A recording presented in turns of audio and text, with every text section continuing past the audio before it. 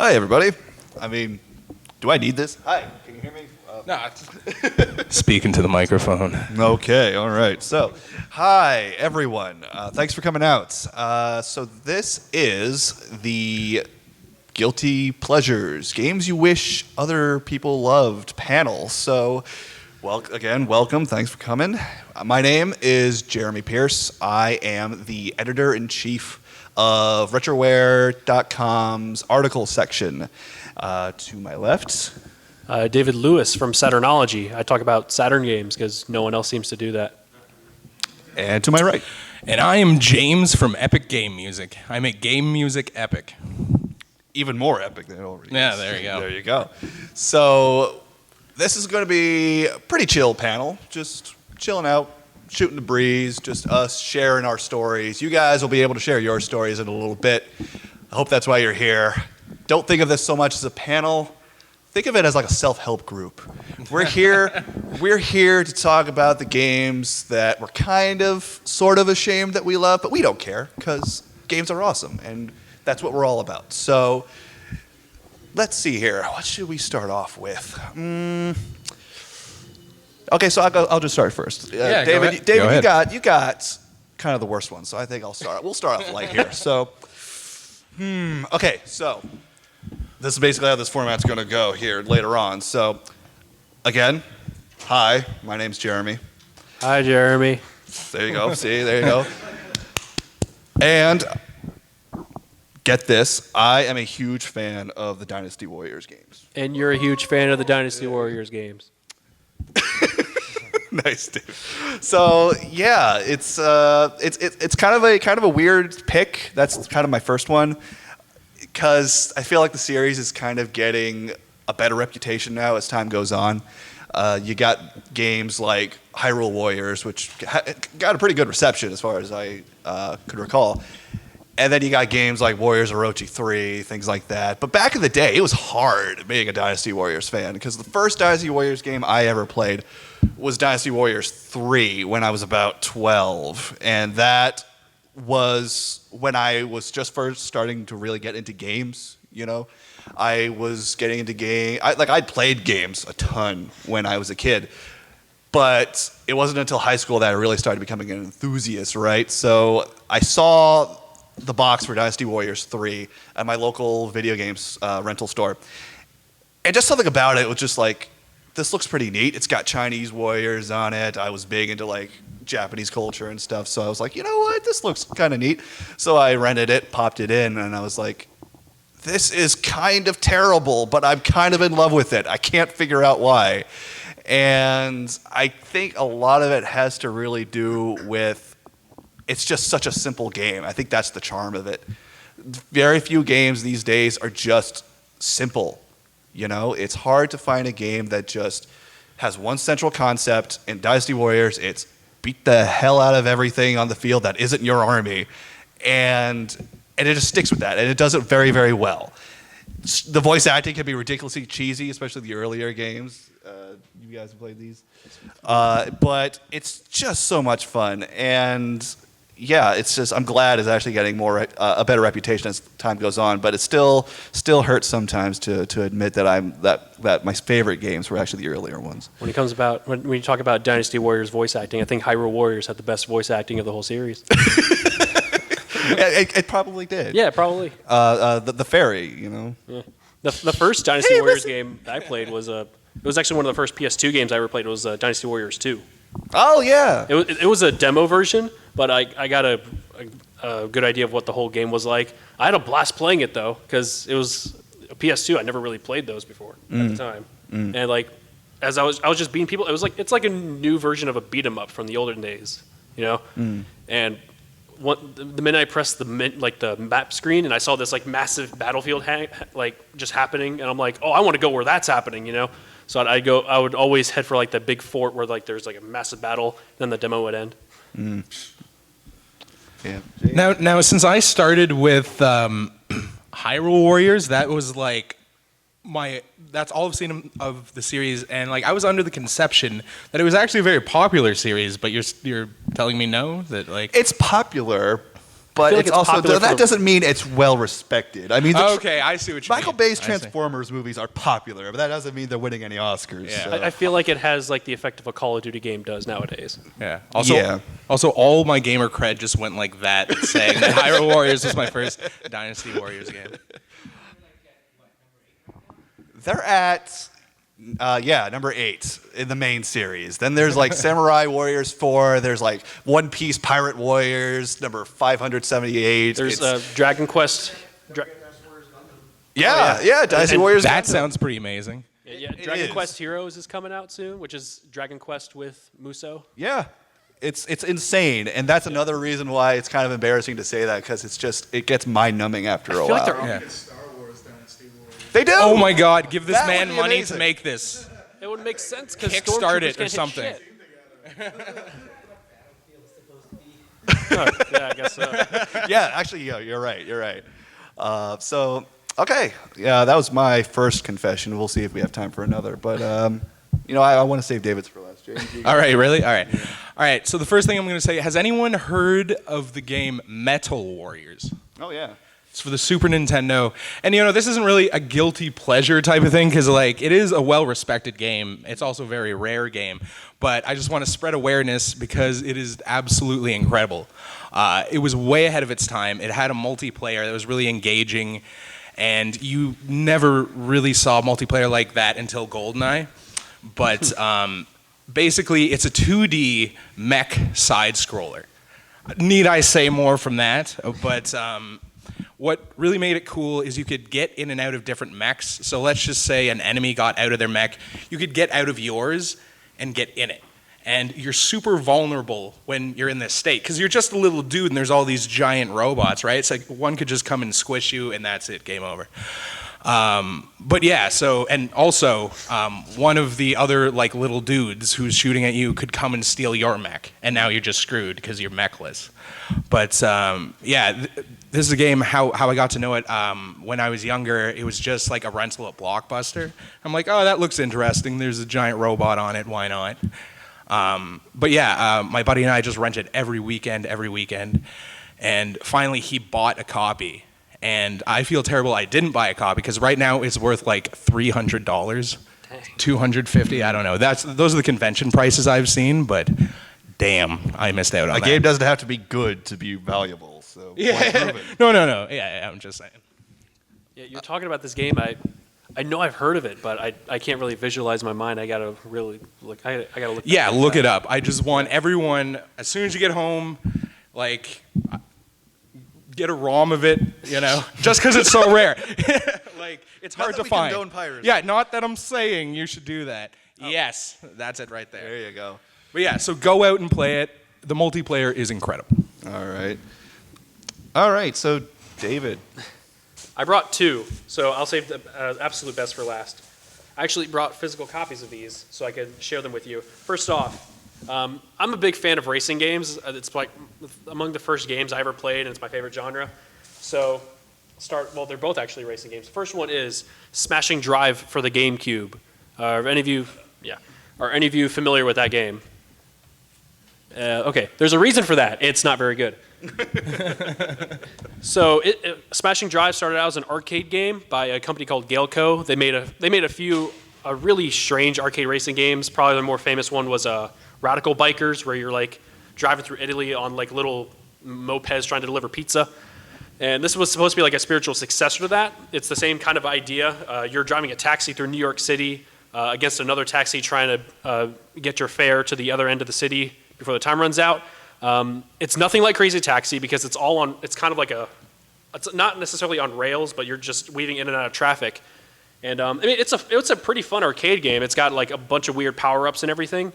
Probably one of my favorites is like you get monster truck wheels, wings, and jet boosters. You drive up the Empire State Building where King Kong's hanging out, and you just like hit him in the ass, and he just flies up in the air.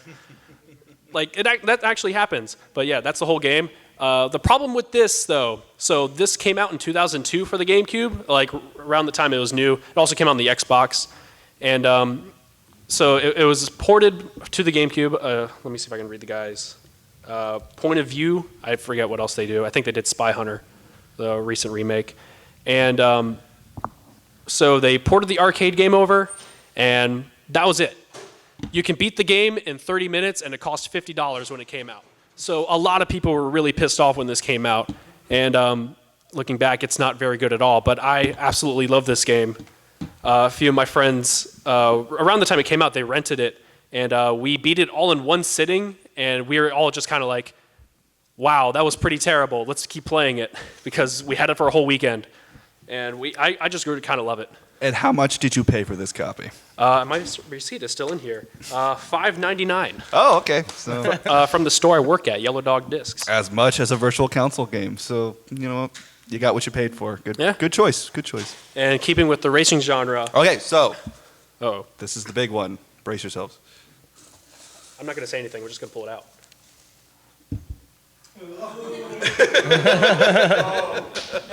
Here, hold it up. I am a sucker for shitty Sonic spin-offs. They're some of the worst games ever made, and I love all of them. Like, I've actually never played that. I really wanted to, though. But like stuff like Sonic Riders. Sonic Shuffle. I never actually played. I need to get. I really need to get Sonic Shuffle because we've been playing a lot of Mario Party and it's garbage. It's fantastically horrible. Yeah. But this is going back to my love of racing games. I played this when I was like in like crazy Sonic Fever. All my friends they got GameCubes, Sonic Adventure 2 Battle, and they were talking about like, oh man, there's this crazy awesome PC game called Sonic R. And then one of my friends got it, and we played it nonstop. I didn't care if it was shit. It was a Sonic game, and it was cool, and the music is awesome. It is not bad like people say it is. I actually legitimately like the music. Super Sonic Racing. Yeah. I legitimately like the soundtrack. And I think where this game gets a bad rap is that people play it like a Sonic game. It's not like a typical racing game. You're literally Sonic running around the stages. And I guess people try to control it like it were a regular Sonic game. They use the D-pad to like move around. If you do that, you're playing a Sonic game with tank controls, which is not very ideal. I just want to know what it was like in the development process for this. It was like a bunch of guys at Sega were just like, you know what? We need to come up with an answer to Mario Kart 64. So- was Mario Kart 64 out then? I don't know. But 97, Mario yeah. Kart. They were like, what can we do with that? Sonic. So the developers of this game is Traveler's Tales, which they make the Lego games now. Yeah. But yeah, they made a lot of Sonic games for Sega. They made Sonic 3D Blast, for instance, and they also made this. The PC version is definitely better. It's got better draw distance, better looking graphics, weather effects, if you're into that. And the GameCube version that was released on Gems Collection is the PC version. And the graphics in this game look awful. Like, it's not the fact that they are like bad. I just think the art direction looks atrocious. Like, the characters look like dog shit. You got that a lot with the Sega Saturn and a lot of games, unfortunately. But like, if you play it like a regular racing game, don't take into the fact that you're controlling these characters that are just running. Play it like a racing game. Play it like you're driving a car, and I had a lot of fun with it. Like, you can't go into the mindset that you have to play it like a Sonic game. Play it like a racing game, and it's fun. The levels are crazy convoluted and nonsense, but once you get the hang of it, it's actually pretty fun. All right. James, you got any more? Let me think. Okay. How about Five Nights at Freddy's? Oh! How does everyone feel about that? That's a very controversial title. Who here actually likes the game? There you go. I've actually never played Two it. people and some people like, I kind of do. Yeah. But like, what do people not like about it? Like, I'm just asking. Someone say something. It's boring? Can I say what I don't like about it? Okay, go ahead, yeah. I don't like the fact that they haven't put it on Sega CD yet. That doesn't count. After all, it is, I consider it a spiritual successor to Night Trap. Yes, exactly. That's another big issue I hear is people think it's just a one-note kind of design. It's just boo, and then you change cameras, and then there's more boo, and that was it. Yeah, but it's sort of like the game does a really good job at making you better at it because the jump scares are really good reinforcement to do better because the jump scares are actually a punishment. So you don't think of it like a horror game. It's more of like a time management game. Yes, exactly. So like the gameplay is really tight, and throughout the series, the gameplay does differ. It looks like the same thing, but the mechanics are entirely different because each animatronic has its own cycle and reacts to you going to different cameras at different times and stuff like that. So you have to factor in all these things. So like there's a lot of things to just manage. And he does a really good job at like presenting that in different The creator ways. of the game, you mean? Yes, Scott Cawthon. Yeah. One of the great things I like about Five Nights at Freddy's is that it's kind of weird because I work with kids occasionally doing volunteer work, and it's so weird when you're hanging out with elementary school kids and they're talking about Five Nights at Freddy's and they're exchanging stories and they're talking about creepypasta that they've been reading and all this stuff. Oh God, the fan fiction and the creepypastas. Yes, and to me, that's the brilliance of Five Nights at Freddy's. It's that it's tapping into that kind of primordial kind of fascination we all have with the macabre, you know? Yeah. So like when you grew up watching like slasher films like Nightmare on Elm Street or Friday the 13th, et cetera, or Scream, depending how old you are, I don't know. But it's that kind of brilliance that makes the game interesting. Yeah, exactly. The mythology is really crazy because the story isn't presented to you at all. You have to figure it out through little tips and little like consistencies throughout the games. And who knows, he might just be making it up as he's going.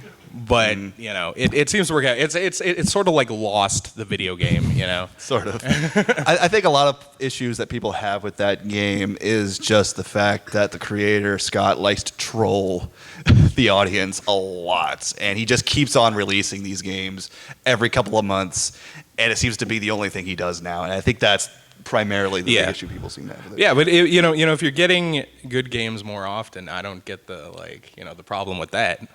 Like the fervor behind Five Nights at Freddy's reminds me of like when that Slender Man came out like a year and a half, 2 years ago, and like I mean I bought into the hype for that. Like I mean it was a free little download game, but yeah, you know it genuinely conveyed a good sense of horror, you know, and very simplified, you know, and yeah, I thought it was. I mean graphics don't look great, but who cares? It was effective at what it was trying to do. Definitely. Okay, so I think I'll throw one more in here before we let you guys share some stories with us. So this isn't any one game in particular. This is more of a genre. But I gotta say that I am a huge fan of dating sims. Oh my God, you're actually gonna say that. Dating sims, bruh. Like that is, I don't know what it is, but I don't know. I just have a weird fascination with them, and it sounds weird when I say this. It's quite embarrassing now that I'm actually saying it out loud. But I'm trying to think of like some really good ones. I think my real fascination with them is when they're combined with other genres, things like Persona or the Sakura Wars / Tyson. I was about to say games. Sakura Tyson. Yeah, those games. It's just something about it. See, I've always been more of a narrative focused kind of player, I guess. So story has always meant a lot to me, and being able to interact with the characters has always fascinated me. So that's what I enjoy about those types of games. Now, the more seedier kind of games, you know, you'd find out there, maybe not so much. But if it's done well, if it's classy, if it actually bothers to tell a good story, I think it's a genre that's well worth exploring and needs to be done more. You got your Hatoful Boyfriend. You got your Meat and Fuck Kingdom. You got all those. Hey, Hatoful Boyfriend is actually pretty good. It's on PS4. So give it a shot. Yeah. But yeah, that's just me. And then there are games like Dead or Alive Beach Volleyball, which kind of throws in some more of those types of elements, which is a bit more embarrassing. But you know what? It's a good way to kill time on a lazy afternoon. So, whatevers. What's your thought on the Normal Boots dating sim? I'm very much looking forward to it. Where are they with it? I have no idea. It should have been out, I think, during the summer, but it's still going because making games is hard and time consuming. Making games is serious business. You know? Yeah. No, it's like I'm all for it. Like the more games like that in that genre. See, there's the thing. Like, if you have a good idea, go with it. It doesn't matter what genre it's in. You know, we need more diversity in games. So that's just where I'm coming from. Speaking of diversity, where's our retroware dating sim? Oh my God, that's a genius idea. Genius. All right, so I think we blabbed on a little bit too long. So let's see. Let's try to get some people involved here. So anybody want to share some stories? Stretch Panic. For the PlayStation 2. Was that treasure game with the big boobs? Yeah. Okay. Right here. Yeah. It's like everyone's always hated it, or the people who know about it always hated it, but it has like crazy good art in it, like crazy art style. It has like wonderful music, and just it's a really unique concept behind it. It's a pretty fun game. I would recommend it. Yeah. Treasure seems to make a lot of like really strange stuff. Like they made that McDonald Land game for the Genesis. That was them? Yeah. Wow. Oh, that's another thing too. I love kitschy games like from like Taco Bell or what was it? No, it's Burger King. Burger King came out with some Xbox Oh, games. back in the day. Sneaking is amazing. That Say was what great. you will, those games are actually pretty all right. Yeah. Yeah. Like big bumpin', like 4-player multiplayer is actually insanely fun. I would love to see like KFC come out with a new game starring the Colonel. That would be amazing. And just I post do it. declare, and he's just like throwing chicken at people. Just throws chickens. We say that, and then all we're gonna get is like a Temple Run clone with the Colonel running after. Hey, Exactly. I'd take it. No, From the how about a Chick-fil-A cow or MOBA? KFC MOBA. KFC MOBA. No, fast food MOBA. There you go. There you go. Anybody else want to share some stories? Feel free. Lately, I've held a real non-ironic appreciation for the Kitsune Miku Project Eva. I was going to mention that myself, but I chose Dating Sims instead. I have to say that I gravitated towards them because at that moment in my life, I realized I really missed Rock Band, and I just had to find some substitute for Rock Band out there. So it was there, and so yeah, I'm Guitar Man, love pressing through Oh, Guitar Man. videos, and man, I can't put it down some days. I guess I finally got good enough at it that I can actually pay attention to the music videos at the same time and realize just how insane a lot some of them are. There's one that I refer to as the Chibi Holocaust. The Chibi Holocaust? I'm sorry, the Chibi Apocalypse. Okay. That first one sounded cooler. It's the post-apocalypse and a bunch of like stasis pods open and chibi versions of all the divas come out and they fail to get a farm going, but then a godly vision of Miku just kicks their ass with food. Oh, I remember that one. That was great. There's one that is like a Rule 63 version of the opening scene from Kung Fu Hustle. Huh. With like 1890s Shanghai gang warfare between Miku and Luca in evening gowns. Huh. They also have dragons eventually. Yeah. So good. And I'm playing through the second one right now, and there's one in which if I'm getting the premise correctly, they're the two like 12-year-old twins, Len and Rin, and Rin, who's a girl by the way, is like apparently dating Miku, and Len doesn't copy this and runs them both through with a katana. I'll be real. I'm confused about Vocaloids as I am about esports. Really. But like speaking of rhythm games though, like I feel like that genre, like the real quirky rhythm games, like fall into that like kind of guilty pleasure category. But that actually reminded me of one, Elite Beat Agents. Have any of you guys played that? Yay! More people need to play this game. You can get it at GameStop for like $2 or something like that. Yeah. Elite Beat Agents is amazing because it's got like a bunch of dumb licensed music, but it's like so much fun to just like. It's a rhythm game where like little buttons appear on the screen and you have to tap them and beat with the music. I guess I've never played those Hatsune Miku games, but I guess it's kind of similar in nature to those.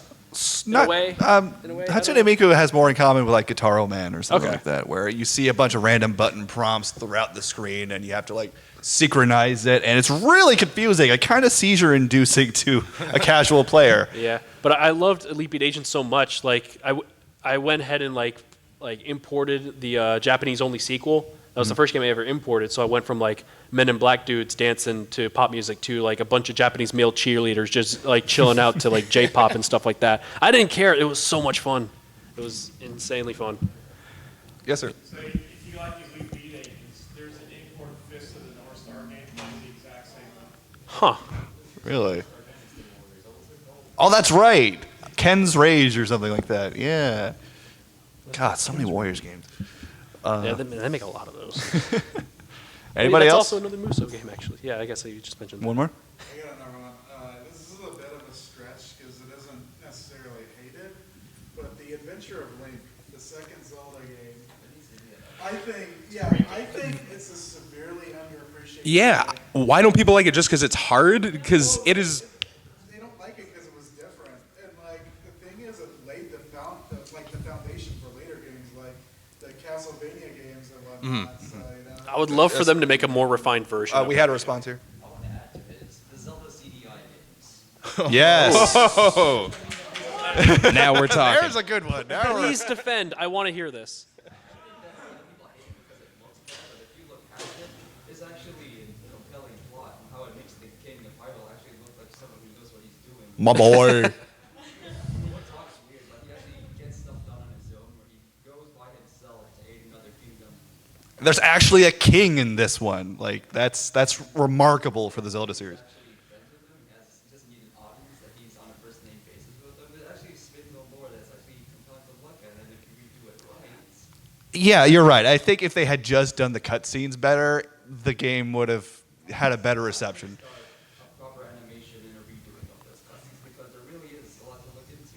The characters could be better developed. You could have. I think you know where I'm going with this. Yeah.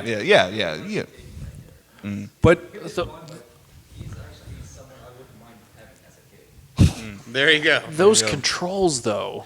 True. Oh Yeah, my God. true. I mean, I wouldn't say it would have been perfect, but it wouldn't be like this huge meme that it is today. yeah, well, that's. Like really bad integration of the actual hardware they had for controllers and Yeah. what the designers were probably working with. They probably had like keyboards and mouses and stuff when they were designing it. And like, yeah, no, this sounds good on a keyboard.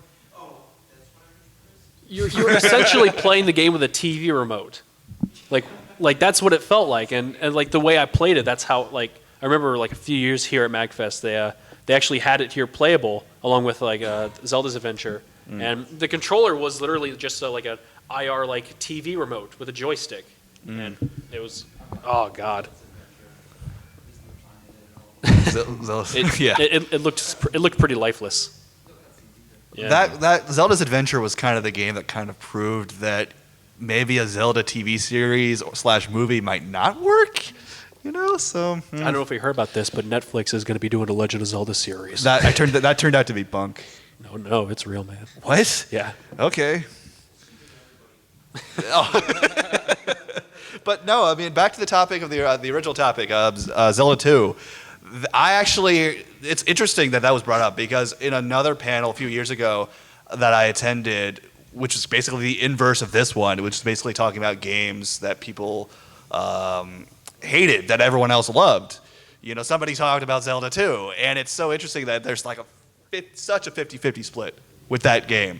So just as many people adore it as loathe it. What I find weird is for some reason people all universally love Faxanity, and yet there's all this hatred for Zelda 2. They're the same damn game. Like, Faxanity has more of that shit. Yeah, Fax Xanadu is like 30 times more complex and What was- convoluted and everything like that. remind us, You what never is- know what you're going. You have to, Remind us, what does Faxanadu? I've actually never heard of this. I've heard of Xanadu though. wait, you've never heard of. Faxanity it's a side-scrolling Fair adventure RPG, kind of like Zelda 2. It's a spin-off of another series. From Xanadu, yeah. It's made by Falcom. They do the Yeah. Dragon Slayer and the East games. North America, right? Yeah, I believe so. That game, and it's Developed by Hudson Yeah, Soft. and they don't tell you where to go at all. So You had a response? Yeah. Wow. Oh, I actually think of another game that's even more like Zelda 2 than Faxanadu is Rambo. Which one? yeah, Rambo on the NES. yeah. Oh, yeah, Now that you think about it, it kind of is. True. Battle of Olympus, or is it Olympus? Yeah, yeah. Which one?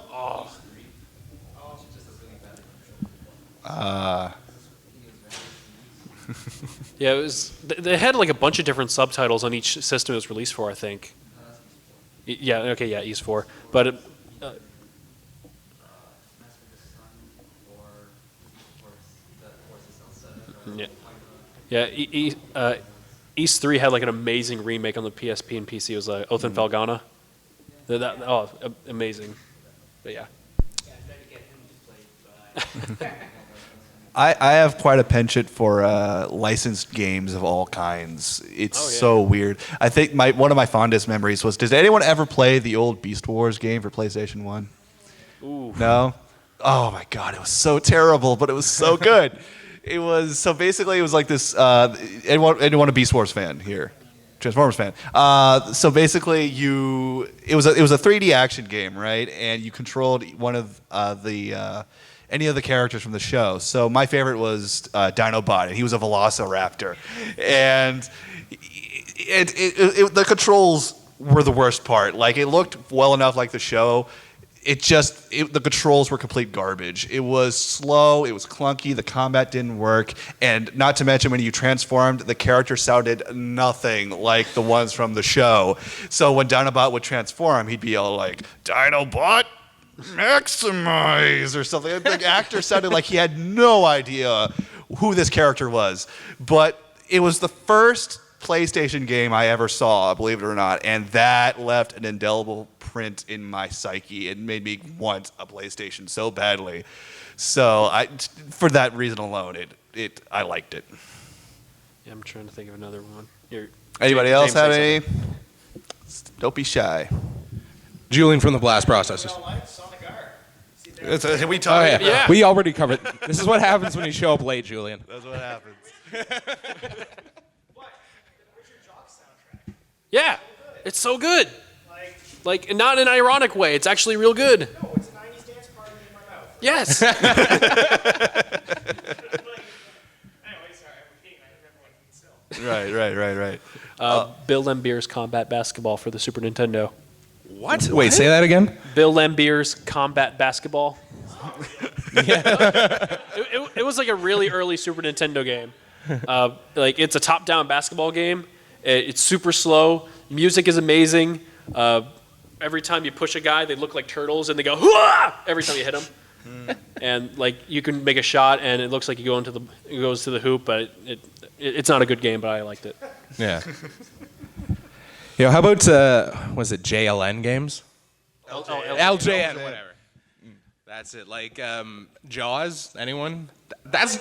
I like that game. That's fine. Like, given you can beat it in like 5 minutes, but half of the fun is just exploring around. You're like, oh, there's Jaws and I'm dead. But you learn through that. Right. I was talking about the first PlayStation game I ever played, but literally the very first video game, or second video game, close, that I ever played in my entire life was the NES X-Men game from LJN. Ooh. And that was rough as a kid because I grew up seeing the arcade game of X-Men, which you can play in the lobby conveniently. But I was blown away by that game. And I was just like, oh, sweet, X-Men on, I can play at home. This is gonna be great. And then I plug it in. I'm like, why are the characters are like this tall, and you can barely make out who they are. Their powers are all the same, and their powers are basically to move slightly forward in a jaggy kind of motion. And it was kind of an overhead kind of view, like Zelda, sort of. And it was pretty darn terrible. But again, it was one of those games that just kind of made me go like, oh wow, this is video games. This is pretty cool. Yeah. I think I played the DOS version of the game you're talking about. Really? Was it any different? I remember there being like 16, you could only go 4 or 5 at a time. Yeah. You could play as like Wolverine and Nightcrawler, and I can't even remember who all the other characters were. It's been such a long time, but yeah, it was not good. I have a question for you guys. Has there ever been a game that was you bought it? It was a new game. You knew it was not good, but you tried so hard to convince yourself that it was good just to warrant the purchase. I could think of a few. Give us an example.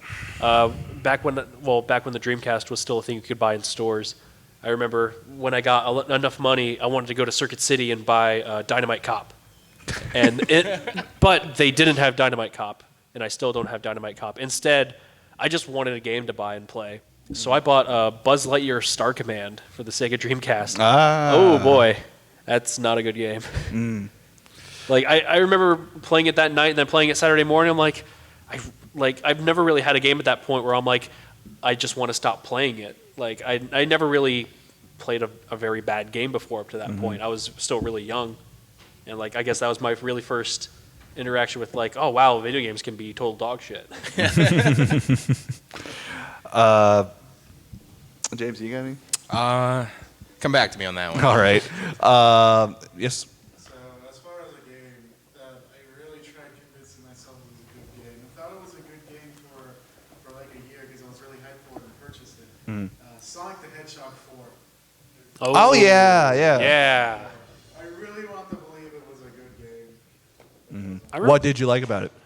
What I did not like about it, so like, it took me a while to admit that the physics were not right at all. Yeah. The physics were not right in that. I actually played through that whole thing on iPhone, and I mean I enjoyed it for what it was, but yeah, you're absolutely right. I mean I enjoyed it for it being its own separate thing, but them calling it Sonic 4 was kind of a stretch. I did like it because Sonic's eyes weren't the right color. So. No, his arms are not blue. Is the thing. Oh, that's right. Yeah. Or his legs were too long or something, Something like like that. that. I don't know. His scarves don't go on his legs. That's crazy. I'm trying to think of a game that I tried to like. Okay, so this might be controversial. I've talked about it before in other panels, and technically this is a good game, but it's a game I can't really get into. James has heard me rant about this before. Uncharted.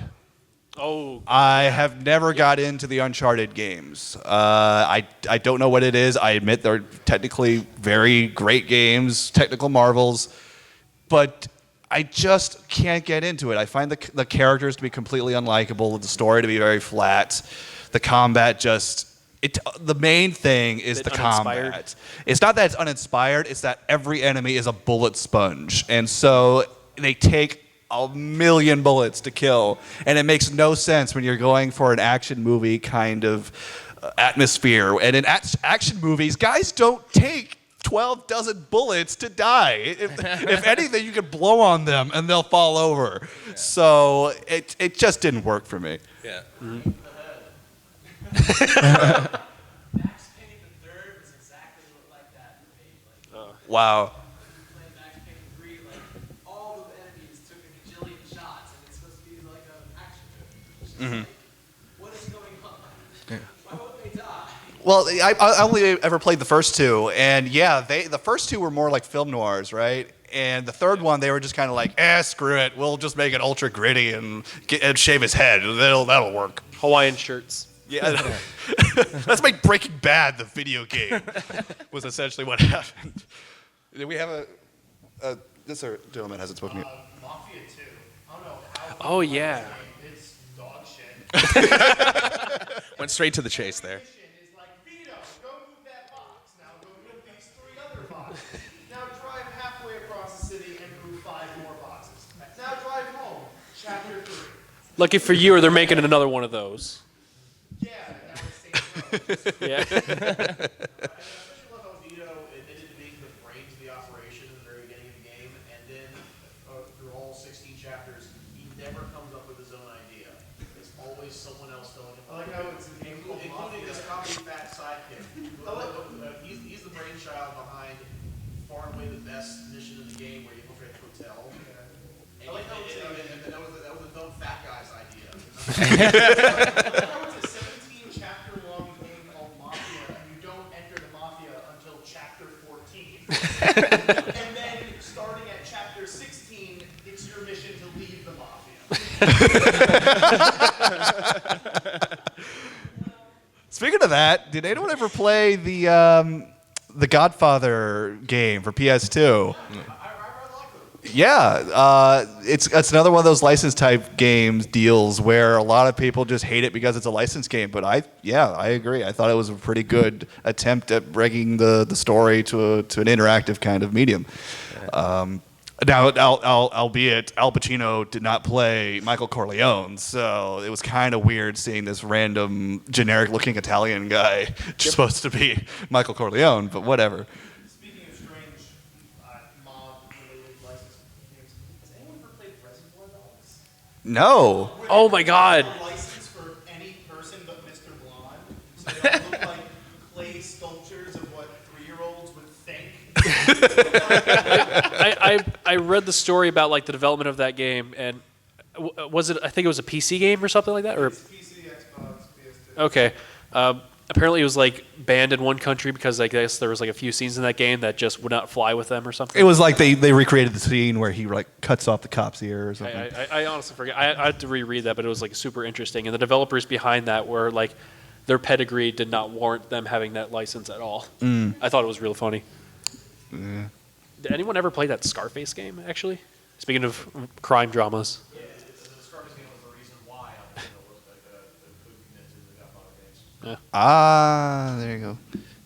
Yes, ma'am. The only game that I've ever actually had to fight to return, because I hated it so much that I couldn't keep it, Soul Calibur Legends. Oh, Do you no. play Soul Calibur Legends? No, I'm not familiar with It this. was for the Wii, and it was Okay, that's enough said right there. Jeez. that was like the biggest heartbreak. When I had a Wii, I was like, "Oh yeah, we're gonna get these awesome franchises," and then we get Soul Calibur, and then it's trying dodge those boulders. not only that, but it wasn't a fighting game. It was like a It was a boulder dodge. it was like a third-person action game. Oh man, that biggest, and it had a 2-player versus mode, but it played like the actual game, like the Wii version played. It wasn't a fighting game. It was. I was so excited about the fact that it had a 2-player mode to it. Yeah. You know, it was the biggest letdown. And Link wasn't playable either, which was that Yeah. was the worst part. What went wrong there? Everything. Yeah. Speaking of Wii, the Star Wars Clone Wars lightsaber fighter. Has anyone played that?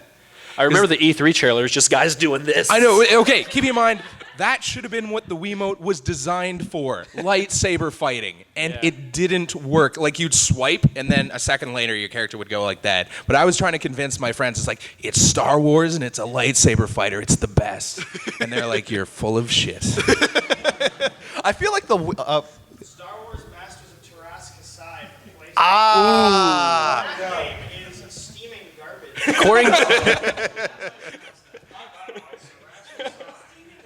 According to Giant Bomb, the 4th best fighting game ever made.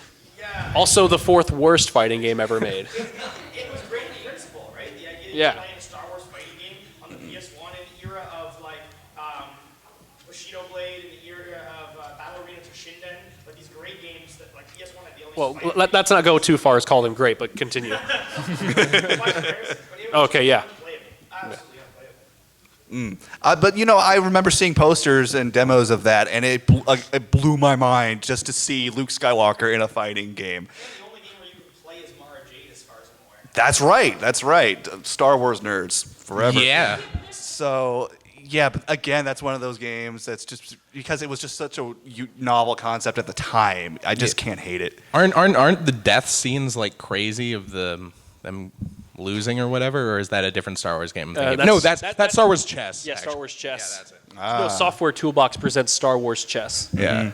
We were talking about the Wii. I feel like. Oh, did you have something? Not the Wii. Oh, okay. Well, good. Let's go back. Street Fighter, the movie, the game. What a title. Here, okay, so I'll take that. I'm going to defend this game. It is actually not that bad. If you played the arcade version is actually like real bad. But the Saturn version, they actually went out of their way to kind of make it play like Super Turbo, in a way. Like I can go into Street Fighter the movie and actually play it well. Sorry, I just totally ruined. No, that's totally fine. Yeah. I was going to say it's one of the unique qualities you can play as Jean-Claude Van Damme, which is awesome. Oh, okay, yeah, awesome. And Sawada. Sawada. This new character, just out of the blue, Sawada. Why Yeah, won't they what- bring was him he- back what's- into the what's that canon? Asian like random soldier guy? It's a random dude from the movie. Yeah. Actually, like a famous Japanese martial artist, and so they just threw him in there because they had the license to his name. Yeah. Like, he's big as heck. It's like, all your favorites, Guile and Chun Li and Sawada. That's like having Bruce Lee in there and having him like Lee spelled L-I instead. I'm pretty sure that's happened somewhere. Oh yeah, tons. Did anyone ever play that PS2 game Rise of Honor or something like that with Jet Li? You played as Jet Li. Forgot about and you that. had the controls were just the two sticks, and you just had to tap the stick in the direction you wanted him to hit something, and that was it. Death by Degrees with Nina Williams. Ah. That one Tekken spinoff. Mm-hmm. Oh yeah, that just reminded me of that. No, that's not. That did happen. Yeah. Martial law from Tekken. Like, wasn't there a spinoff with There was going to be, but then the Nina Williams one failed, and yeah. There was Shaolin Monks Mortal Kombat for PS2. Did anyone play that one? That one was freaking great. Yeah, Shaolin Monks was awesome. They keep talking about like, oh, we should make another one of those. They should. They should. They should. Forces, Mortal Kombat Special Forces. Ah. Has, everyone's favorite character is Stryker, and occasionally Sonya Blade. Wait, Wasn't it? No, it was I Jax. thought it was Jax. It was Jax. Do with. Stryker too. I have no idea. It was terrible anyways. Yeah. Whatevs. Can we talk about something? What was it? I was talking about the Wii for a second. Yeah, there. the Wii. So, like, I feel like the Wii, just as hardware, deserves to be defended on a daily basis because it's so easy to beat up on it because it clearly did not live up to its potential. But I still love the thing to death because, again, if you haven't figured it out, I'm big on novel concepts and novel ideas, and the Wii was like the ultimate kind of novel idea because it was just, you had the motion controls and the games that used it well, used it really freaking well. And All 10 of them. all 10 of them. My God. And so, but yeah, it's just so, so I will go to my grave defending the Wii as a great console, despite the fact that you're right, it only had like a handful of great games. Yeah, but those games were freaking incredible. In all fairness, they're totally worth buying the console. Same issue so. with the Nintendo 64, I think. The Nintendo 64 is kind of thought of as this great classic console, but when you actually look back at the library, there's only like 10 really classic games. All the good games are already on Virtual Console, and people are complaining like, "Oh, there's barely any N64 games on Virtual Console." And I'm like, because they put all of the good ones on there. Yeah. Like all you need is Mario Party 2. And all the other, and like half of the really good ones are owned by Rare, which you can't Yeah, post that's those true. anymore. No. so- I think there was like a Taku article when Rare Replay came out. They were like, "Yeah, it's just kind of sad when there's more N64 games playable on the Xbox One than the Wii U." Yeah, it's really sad. Did you guys ever play Body Harvest for the N64? What is that? Briefly, very briefly. It's sort of like GTA before GTA, like a 3D GTA. Oh, where you mean can Legend get of different Zelda. vehicles, but you're fighting aliens instead of just beating up random people and just killing stuff. But, yeah. That's some groovy music. Dig it. Music interlude. Can we? I got a guilty pleasure thing to talk Yes. about. All right, it's real big right now. I love it and hate it to death. Fucking amiibos. Amiibos. Not a game exactly per se, but It's a concept. I hate them. I hate all of them, and I almost have all of them. yes. Somebody should have to pay $50 for this, okay? No, you're right. I almost- agree. I almost paid $20 for Dr. Mario last night. I ended up paying $25. David, you That's have a because adding problem. another amiibo made them cheaper. A couple of It's months. the worst. Couple of months. Did you have a response? No, I have another MG first. Oh, well, okay. But no, it's just like I had the same problem. A couple of months ago, I was swearing off Amiibos forever, and then I saw the Silver Mario and Pac-Man together at GameStop. I was like, just this one more time. One more time. Exactly. Whatever, man. I got gold Mario, man. Don't matter anymore. Collection of that Shovel Knight amiibos. Yeah. Yes. Yeah, that's a must get, and they're controlling the distribution, right? Like they're handling Yeah. that themselves. So Yarn that'll be Yoshis. good. There's Yarn Yoshis. There's the big Yarn Yoshis. They're $40. What the hell? Nintendo is Why? basically like Pablo Escobar in the 80s right now, you know? The most heartbreaking thing about it is that like every single game that used Amiibo support, like the support's awful. None of them are actually any good. Warriors is pretty good. Oh, whatever. Like the best use of those NFC figures, in my opinion, is Skylanders. I don't know much about Disney Infinity. I don't know how much of that stuff works. Have But, you like, have you used the Nintendo's Greatest Bits or whatever it's called? I did, app and on the- that's okay. I think it's But- kind of neat. Yeah, but Anyone like, else uses it? Where you use the amiibo, and then depending on the one you get a random demo. That's a pretty good idea. You should build it into the firmware, and that's where you can just place them right away if you haven't had it. If you're really good at those games, you could seriously play through near the entire game for free. Yeah. You know, if it inspires you to speedrun. Has anybody tried the Woolly Yoshi? Yoshi, that's not out Woolly yet. World? Well, it's out in like Europe. everywhere else. Yeah. It's out in We're Europe. getting it so late. The one game that comes out in Europe before America. No, But- all the amiibos come out everywhere else before here now. Like the wave that we're getting right now, like Europe, Australia, Japan got those back in July. You know, like I guess they're just trying to make enough of them for us to get them. But the most heartbreaking thing is that there's not a single game that uses the amiibos like in any good ways. Like Skylanders, in my opinion, probably does that thing the best. Where like you put them on the portal, you play as that character. It plays like Gauntlet for all I know, and like you level them up, you take them to your friend's house, play them like that. Like that sounds super cool. Like I would want a game just like that with the amiibos, but like, oh, here's a little costume in Mario Kart, cool. Or here you play as them in Mario Maker, that's kind of neat. But like it's mainly cosmetic stuff. It's like I haven't really seen them done in a really intelligent way yet. But I'm buying every single one of them. What's your thought on the Splatoon amiibos? So I guess Splatoon probably did it the best because like you get like I mean it's the single player missions, but you get to play them with like different like weapons and stuff like that. I haven't yeah, really well, done- there's extra really- content, but like that's a slippery slope, right? I mean, because like yeah. if they're in such high demand, and like you could be missing out on content because they didn't produce enough of them, yeah, right? that You too, know. you know. Idea for next panel: Amiibo addiction recovery. Near the end, which is perfect because I have the ultimate guilty pleasure. Let's talk it to us. You mentioned dating sims earlier. We'll go a step broader. H games. H games, hey, What the hell is that? hentai, porn. Oh, I'm going under the table for this. We're getting to the red light district now. We'll come back to that. No. I played back in 2010. It's called A Kiss for the Petals. I have not heard that one. Negative stereotype you can have it by hentai. It goes out of its way to not have it. There's no harems, no tentacles, no anything you can describe as weird. There's like a whole bunch of them. It's all girl stuff. What's weird about tentacles? I don't get it. I liked it because it went out of its way to be really, I guess you could say, vanilla. But I haven't played it in 2010, so there were like 10 of them or so. Right. I need to get back into them because other stuff took my time. But go look into it if you think there's just disgusting stuff in hentai because Right. it's really squeaky. I mean, the thing is, a lot of dating sims do throw in porn just for the hell of it, because It's not a dating sim, it's just this visual novel. They only have 2 characters each one. They're really like romantic into each other. anyone here ever play Kaidawa Shoujo? There you go. So that game, I Just made think a guy leave. that There you go. game. Hey.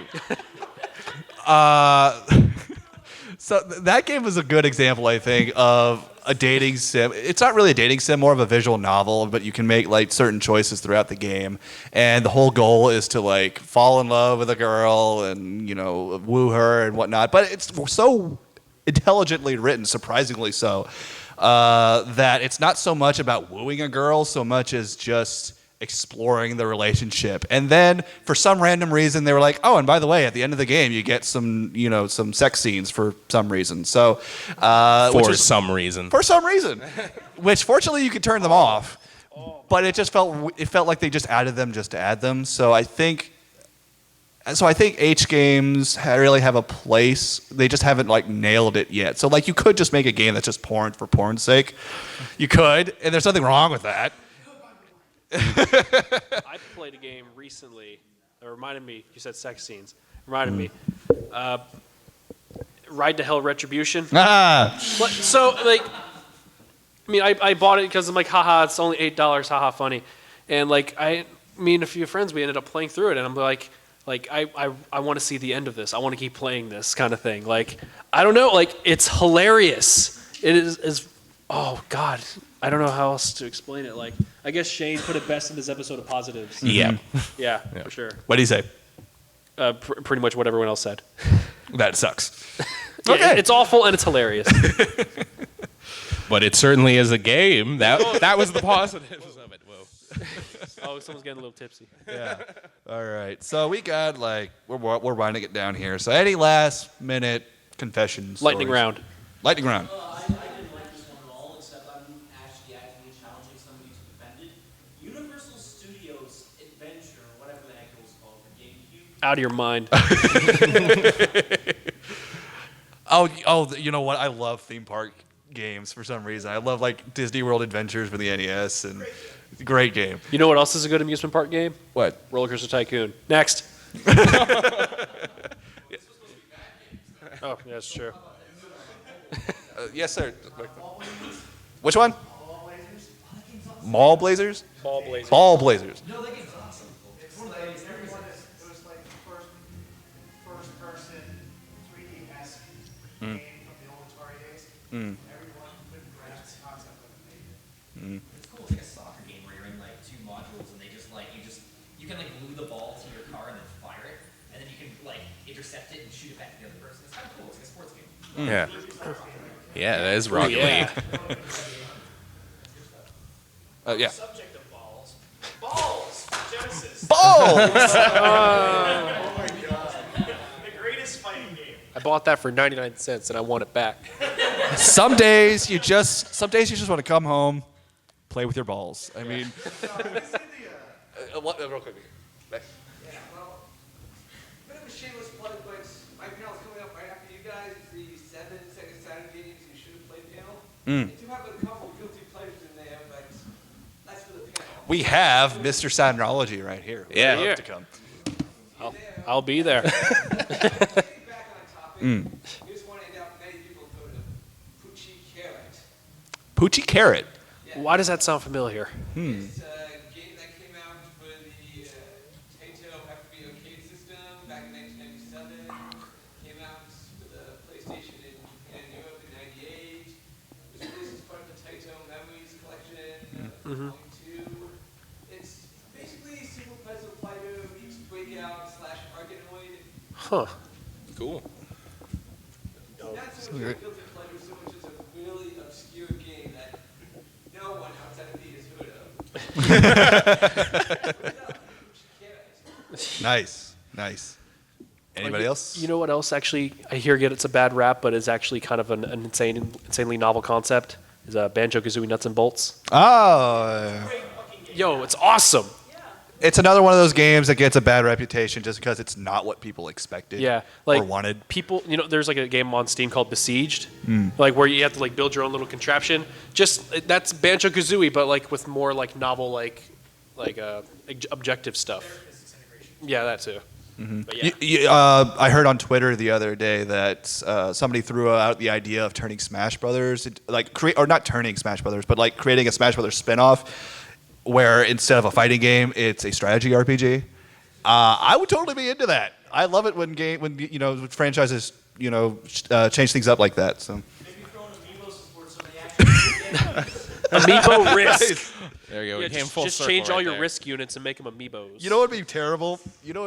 If in the next Fire Emblem game, when one of your characters died, they came out with a whole line of Fire Emblem amiibos, and just to bring them back to life, all you had to do was just buy the amiibo. So your favorite character dies, just buy the amiibo. No, you buy the amiibo, and if that character dies, you have to like throw your amiibo in the garbage and buy another one.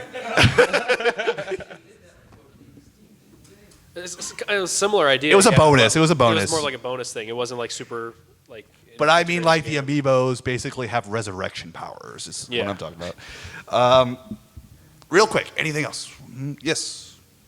The ultimate Mad Max dedication game, Road Adventure. Road Venture. Road Adventure is a For the- FMP game. Oh, I know exactly what you're talking about. That game is awesome, but in like a real funny way. Like it's over the top, ridiculous kind of thing. Mad Max meets the Blues Brothers chase scene. Yeah, it's awesome. All right, so that just about wraps us up.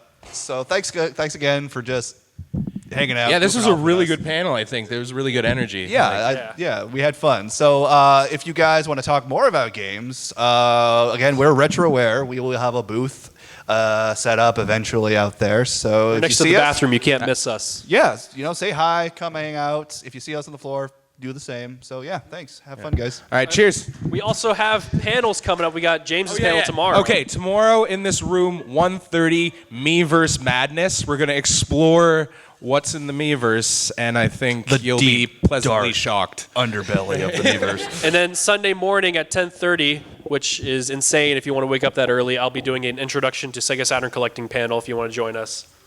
But yep. Excellent. Thank you.